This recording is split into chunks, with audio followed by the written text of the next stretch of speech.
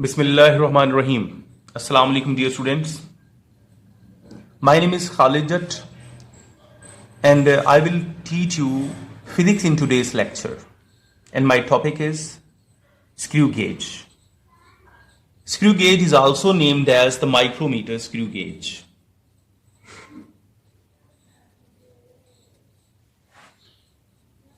The word micro is derived from the Greek language micron. Micron means small. In Greek, micro means small. And meter is derived from metron. Metron means measurement. It means micrometer screw gauge will be an instrument which is used to measure small lengths or diameters of the objects like these. I have a wire. If I want to measure how much thick is it, then I will use an instrument which I am going to show you.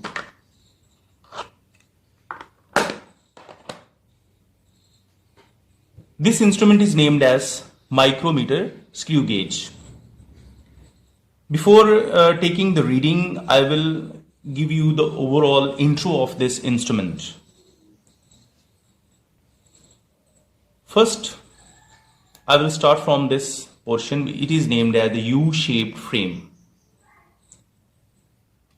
In this U-shaped frame, here a small stud is attached.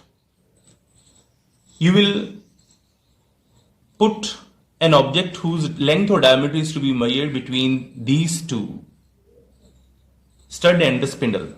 This portion is named as the spindle. Now, if I come towards its back side, the system here is named as a ratchet. By the help of this ratchet, spindle can be moved in and out. If I go further, this portion is named as the thimble. Thimble has a scale which is a rotatable scale. This rotatable scale is named as the circular or thimble scale. इन ये वाला scale क्या कहलाएगा? Circular या thimble scale. अगर आप उसको गौर से देखें तो इसके ऊपर ये नंबर्स लगे हैं. It can be rotated by the help of ratchet. अच्छा, अगर हम इससे थोड़ा सा आगे आए तो अगर मैं इसको ओपन करता जाऊं तो यहां पे आपको कुछ नंबर्स नजर आ रहे हैं, कुछ लाइंस नजर आ रही हैं. ये वाला स्केल इसका कहलाता है मेन स्केल. थोड़ा सा मैं क्लोज करके दिखाता हूं इसको.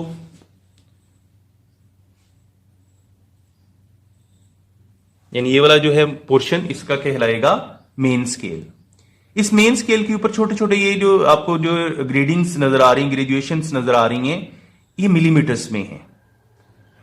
यानी इसमें एक छोटी लाइन और दूसरी छोटी लाइन के दरमियान जो गैप है वो 1 मिलीमीटर का है. That's why the pitch of this instrument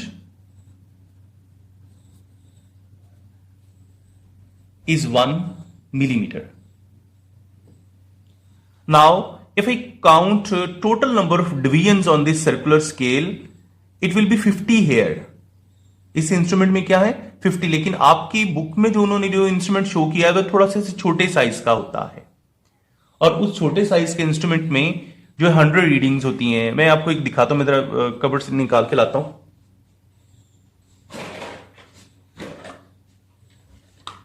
यानी जो आपकी बुक में उन्होंने शो किया हुआ है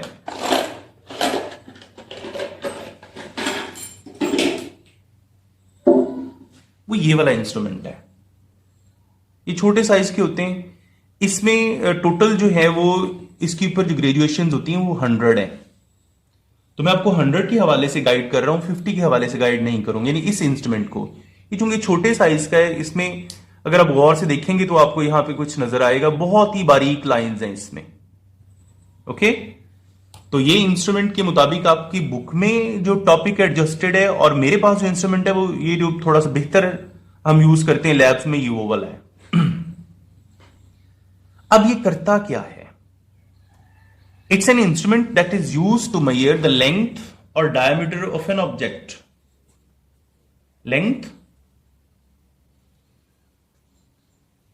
or diameter of an object correct up to 1/100th part of a millimeter.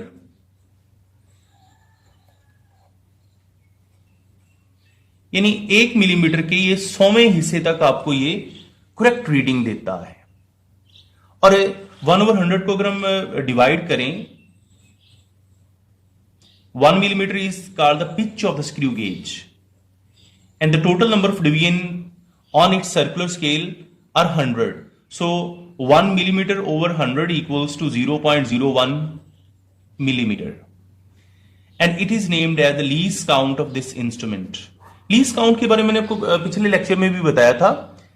It is the smallest reading that can be taken by the use of any instrument. किसी भी इंस्ट्रूमेंट के use से जो हम कम से कम रीडिंग ले सकते हैं उसको क्या बोलते हैं, उसका least count. Okay, so the least count of that this instrument is named as 0.01 millimetre. अगर हम इसे सेंटीमीटर में ले जाएं तो 0.01 डिवाइडेड बाय 10 कर देंगे तो 0.001 सेंटीमीटर, यानी ये मिलीमीटर्स में इसका लीस्ट काउंट है और ये किसका है जी, इसका सेंटीमीटर में इसका least count.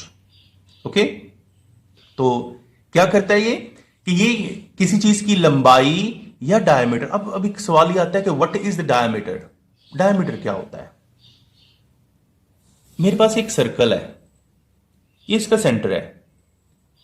If I draw a central chord, यानी एक ऐसा लाइन सेगमेंट जो सर्कल के दो पॉइंट्स को ज्वाइन करे और गुजरे भी वो सेंटर में से, उसे कहते हैं डायमीटर।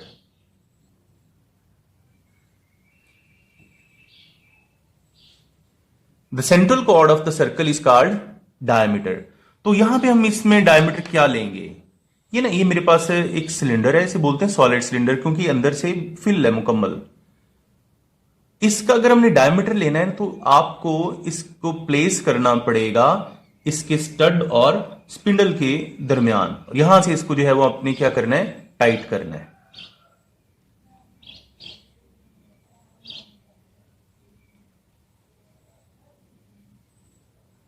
ऐसे, ओके, यानी इधर से आपने इसको जो है वो टाइट कर लेना है।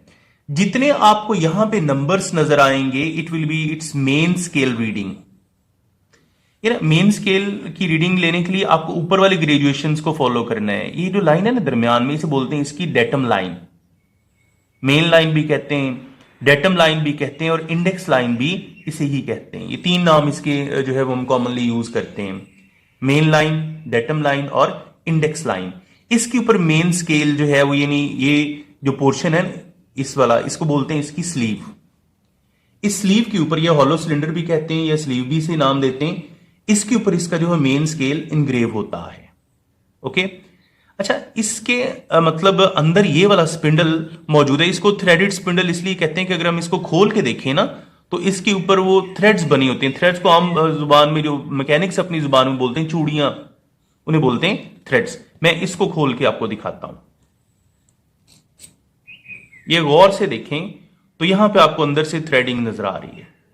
ओके, तो ये स्पिंडल थ्रेडेड स्पिंडल है और ये वाली स्लीव हॉलो स्लीव है क्योंकि अंदर से खोखली है। आपको नजर आ रहा होगा कि अंदर से, यानी हम इसको यूं अंदर जो है देख सकते हैं कि ये खाली है। ओके,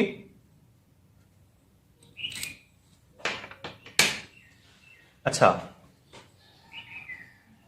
अब जब हम इसकी रीडिंग लेते हैं तो उसमें हम करते क्या है, जरा हम उसकी तरफ आते हैं। ये जो मेन स्केल मुझे यहां पे नजर आ रहा है ना, इसमें जो ये सर्कुलर स्केल का एज, यानी ये जो आपका थिम्बल है, इसका जो एज है वो आ रहा है 7 लाइंस मुझे नजर आ रही है, यानी 5 यहां पे है और आगे 2 और लाइंस नजर आ रही हैं। इसका मतलब इसकी जो मेन स्केल रीडिंग है ना वह है 7 मिलीमीटर। और अगर ये जो डेटम लाइन है, ये मेन लाइन है, इस सर्कुलर स्केल के किस नंबर के बिल्कुल सामने है, वो 42 है, तो उसे हम नाम देंगे n इक्वल्स टू 42। तो जो मेन स्केल में फ्रैक्शन जो आपने ऐड करनी है ना,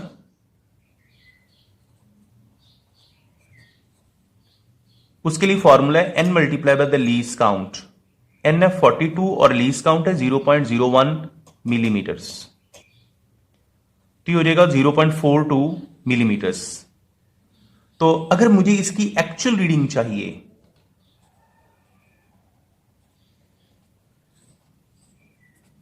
मीन एक्चुअल रीडिंग ले लें या एक्चुअल डायमीटर इस सॉलिड सिलेंडर का ले लें, तो उसके लिए फॉर्मूला है कि जो मेन स्केल रीडिंग है उसमें आपने ये जो फ्रैक्शन बनाई है ऐड करनी है।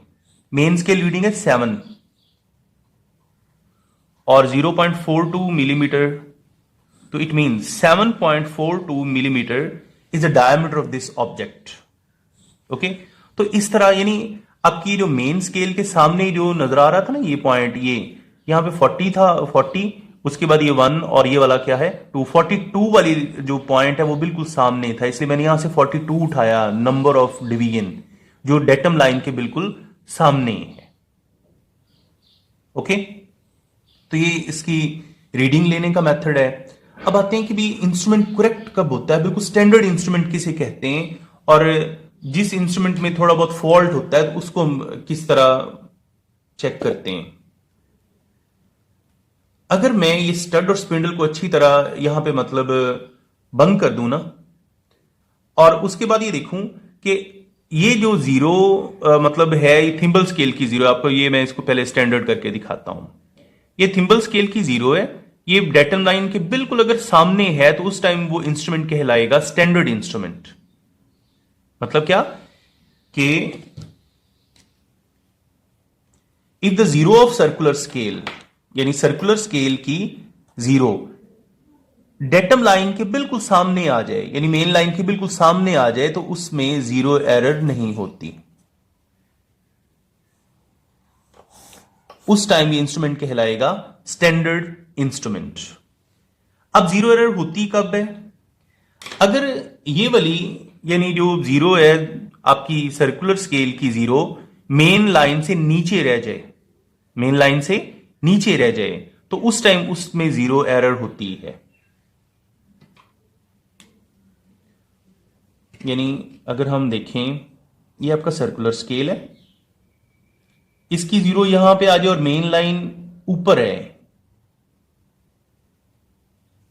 ये नीचे रह जाए उससे, तो उस टाइम जीरो एरर होगी positive. Zero error will be positive if zero lies behind और बिलो द मेन लाइन। और अगर इसको हम इस तरह देखें कि मेन लाइन यहां पे और जीरो पास कर जाए, ऊपर चली जाए, तो उस टाइम जीरो एरर होगी negative. If zero of the circular scale passes the index line, in that case zero error will be negative. Okay, तो ये बेटा आज का हमारा टॉपिक था। आपको मैंने अपना नंबर पहले भी दिया, आप दोबारा ले लें।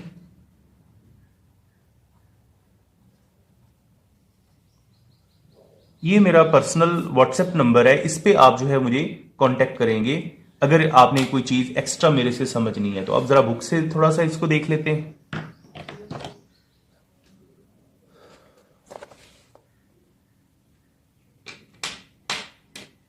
इसके लिए आपको ना मतलब ये डायग्राम बनानी भी सीखनी, क्योंकि 10th में जब प्रैक्टिकल आप करोगे ना तो साथ में डायग्राम बनानी पड़ती है, इसलिए डायग्राम भी आपने बनानी है।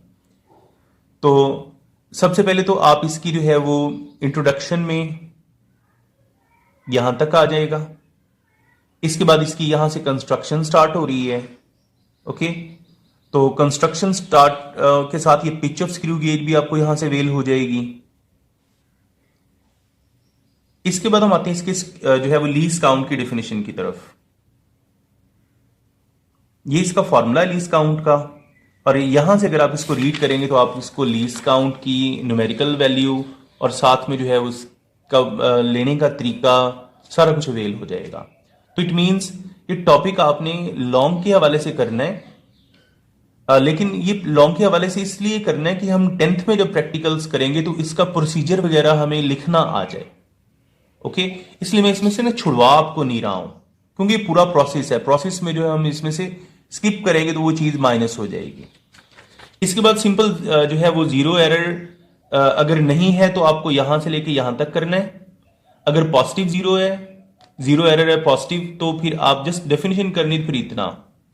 अगर नेगेटिव जीरो एरर है तो फिर यहां से लेके इतना, साथ में फिगर्स बना देनी है, ठीक है। नेगेटिव के लिए जो है वो जीरो एरर के लिए ये फिगर है और पॉजिटिव के लिए ये फिगर, और स्टैंडर्ड के लिए ये सिस्टम है। देखो ना, जीरो और मेन लाइन दोनों एक दूसरे के, यानी सर्कुलर स्केल की जीरो और मेन लाइन की जीरो एक दूसरे की सीध में, यानी मेन लाइन सीध में है। ओके, तो ये रहेगी नीचे, इस वजह से इसे कहते हैं पॉजिटिव जीरो एरर। ये जीरो यहां पे नीचे करके होगी, ये चलेगी ऊपर, इस वजह से इसको हम जीरो एरर को क्या बोलते हैं, negative. Okay, thank you very much, Allah Hafiz.